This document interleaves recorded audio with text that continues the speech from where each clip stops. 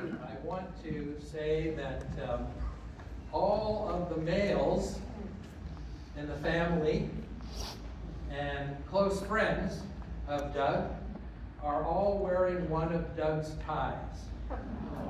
Raise your hand if anyone's got a Looney Tunes tie.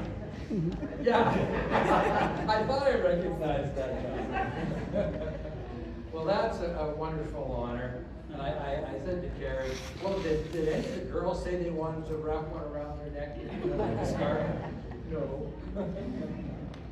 Okay, so that's a wonderful way to give a tribute to Doug. Of course, my tribute to Doug is going to be short and sweet, and part of that tribute is that the space is still there where Doug would sit. The indent of the seats. And where Barry is seated now, right beside him is that small space where Doug would sit in his walker for the service, and Karen would sit beside him. Doug had the fortitude and the strength in mind of a determined man. And he also had the jokester in him. I know that my wife and Dad loved talking with Doug because he'd always say something where she might not get it, but she always did. They always laughed together. One of my favorite memories was always on Pancake Supper, when Doug would bring all the grandkids, and they were all that high.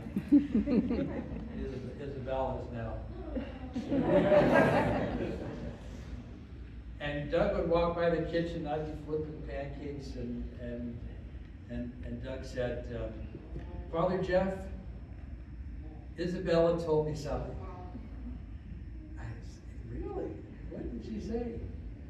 Father Jeff makes the best pancakes. Well, I used to love to hear that every year. And then she stopped coming.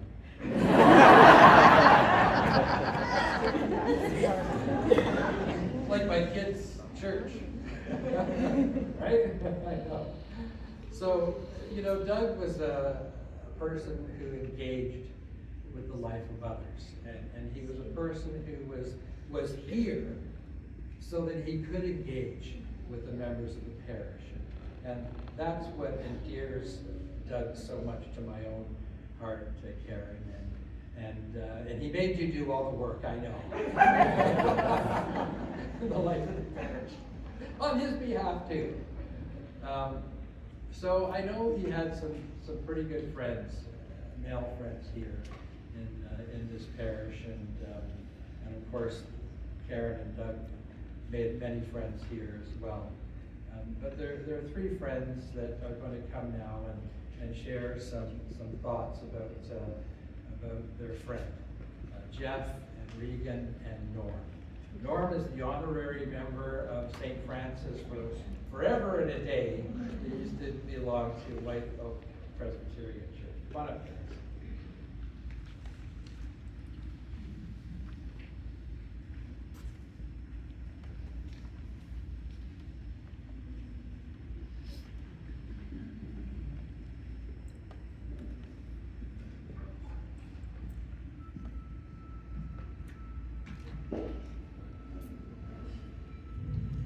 Good afternoon, everybody.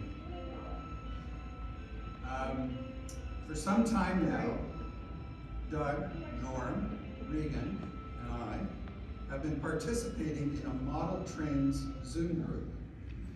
You see, we're all train geeks, and there's a few more of you out there. Regan, Norm, and I have been in the process of building model train layouts forever. Doug had a layout years ago, but more recently concentrated on videoing real trains from locations near local tracks and posting those videos on YouTube for all to see. Now, some of you might think that would be the absolute most boring thing you'd ever want to watch, but us guys like to watch that stuff. Doug could tell you what every train's number was, where it came from, where it was going, and what it was carrying. He knew about almost every railroad in North America and their history. He kept up to date on all the railroad news, so there was always a newsy item every second week. He was particularly knowledgeable of the CP line, Canadian Pacific line, through Streetsville, and the former short line from there up to Orangeville called the Credit Valley Railroad. He got me so interested in it, one day I put on my hiking boots and I walked to the tracks near the beer store in Streetsville, if you know where that is, and actually found the former Y track that connected the CP southbound to the Credit Valley northbound. Rusty and covered in bushes, swampy, buggy, but I did it anyway. Doug was a valuable member of our model train Zoom group that met online every second Tuesday at 7:30 p.m. He brought his vast train knowledge to our discussions, focusing on how to build and how to make our layouts more realistic. Doug had high standards. He always had some nugget of knowledge that none of us knew. He also brought his wit to these meetings while keeping tabs on our progress or lack thereof. One Zoom night, I was sitting in my layout room and the group could see my German locomotive behind me up on a short track with wires overhead, which I had set up to test how I would build the next level. A month later, he said very seriously, "Jeff, that train has not moved an inch for at least a month. What's going on? Where's the progress?" Of course, I made a few lame excuses, and then a very sly smirk crept over his face, knowing he had caught me for failing to meet his arbitrary expectations designed to get my goat. Doug, your knowledge, your sense of humor, and most of all, your friendship will be greatly missed.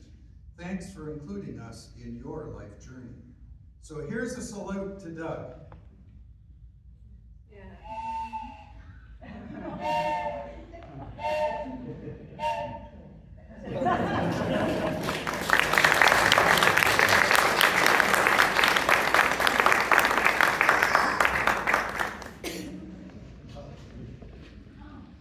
Thank you so much, guys. You all right there, Norm? And now I'm going to invite David, Andrea, and Matthew to come and share thoughts about their dad.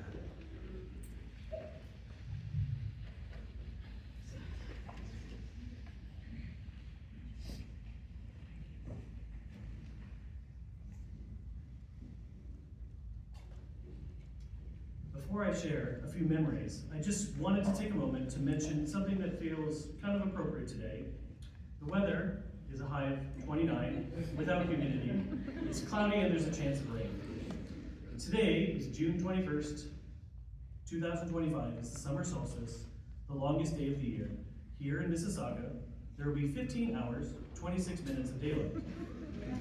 Today, while driving around with my children, we spotted the following buses. We didn't see any trains, unfortunately, but we followed the following buses we saw were the Mississauga Transit 1414, 1702, 1909, 1118, and 2424.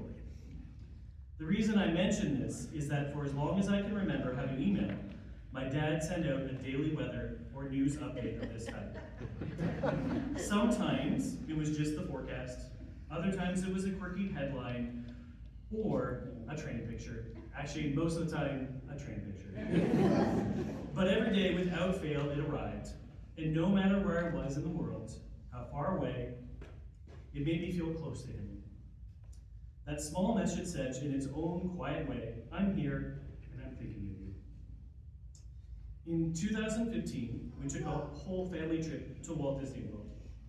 Now, my dad has never been much of a theme park person, and definitely not much of a rides person. He'd get motion sick just looking at the teacups. But not so with trains. So, what better thing to do than to book a backstage pass or a tour of the Disney Disney World Railroad. I've ridden on many trains with my dad, but this was a special ride on a steam train with him into the backyards of the Magic Kingdom. In particularly, we got to ride on the Walter E. Disney, as Walt's love of trains rivaled my dad's. I'm sure if my mom would have let him, he would have had a train in our backyard. My dad was absolutely fascinated by all the trains and of all the history presented to us. Of course, he read every plaque on the wall. What I loved most was seeing him light up, his eyes wide, taking it all in up close. Every detail was important and noticed and commented on. My adult life has been pretty much revolves around Disney. And growing up, my home life was filled with trains. I'll always treasure that day when those two worlds came together. I got to share it with my dad. I'm wearing this pin, we each got one, to remember it by. Whether it was through a screen or side by side on a bed sheet, he had a way of showing up, of being there, of making ordinary moments feel meaningful. And that's what I'll carry with me. The small but lasting ways he stayed connected, shared what he loved, and let you know you mattered.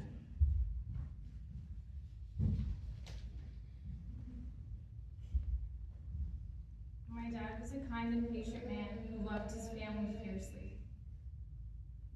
His memories live on through all of us. To know him was to love him. I have many memories of my dad, but the ones that I always come back to are the ones that involve a car. The 6 of us kids fighting over which pair got to sit in the rear-facing backseat of my dad's Pontiac station wagon. In that same station wagon, Aaron and I blasting our solid gold cassette tapes while we performed our dance routines outside our cottage. Countless family road trips. We traveled to beautiful beaches through multiple mountain ranges. We ventured the Badlands of South Dakota to the from the Badlands of South Dakota to the Grand Canyon, where Matthew and I realized just how terrified our dad was of heights. We stood in 4 states at one time, circled the White House 20 times, went without hotel rooms more times than we would have liked. We survived car fights, babies crying, rush hour traffic in downtown Atlanta, and one insane pet. Through it all, my dad taught me that your journey is far greater than your destination. And what a journey we had. I love you, Dad.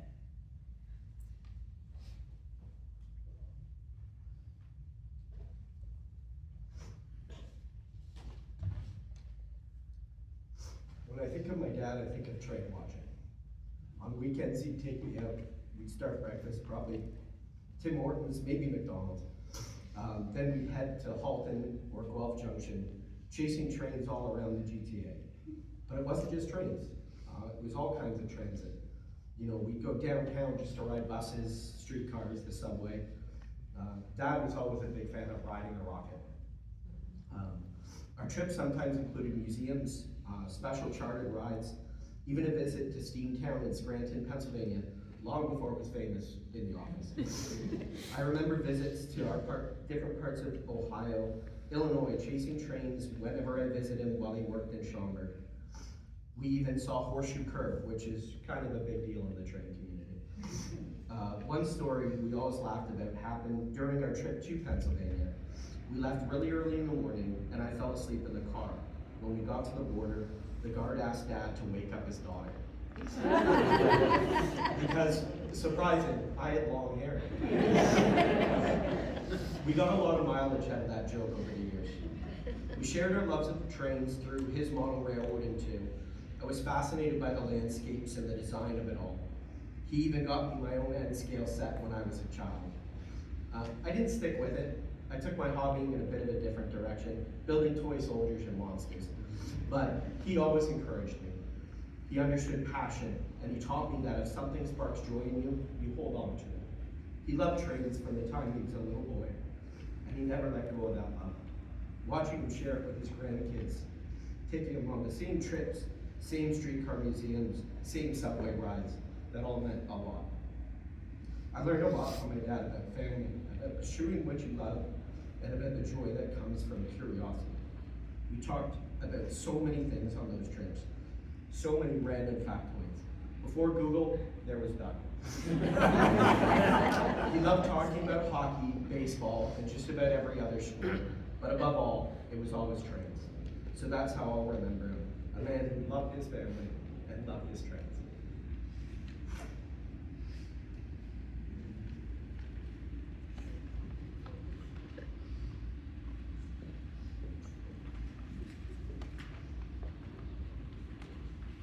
Very nicely done. A wonderful tribute to your dad. Now, before the prayers of the people, there's one more thing to be said about Doug. You've heard that he was a trained man, and he was a family man. But Doug was also a man of faith. He believed in prayer. He prayed many times. He received the anointing many times. I don't know how many prayer shawls he got. Probably in the days when I called them a blanket. And he believed that coming here on a weekly basis was the source of his spiritual and soulful strength. And when he could no longer gather here at the altar to receive communion, when I remembered, we would go down to his place and give him communion where he was seated. Yes, Doug was a man of faith. And I say he is a man of faith because he is now in a place where all of the faith that we have finds its complete expression. And I think of the comfortable words which our Lord speaks to us. And Doug is living those now, where Jesus says, "Come to me, everyone who's tired from carrying your heavy loads, and I will give you rest." So Doug has laid down all the burden. He's laid down the joys, the trains, and all of you into God's care and keeping. And believe me, he is looking down from above. And his spiritual presence will be with you always, especially in the moments when you share a story about him. A family man, a man of trains, and a man of faith. And that's why we're having communion today.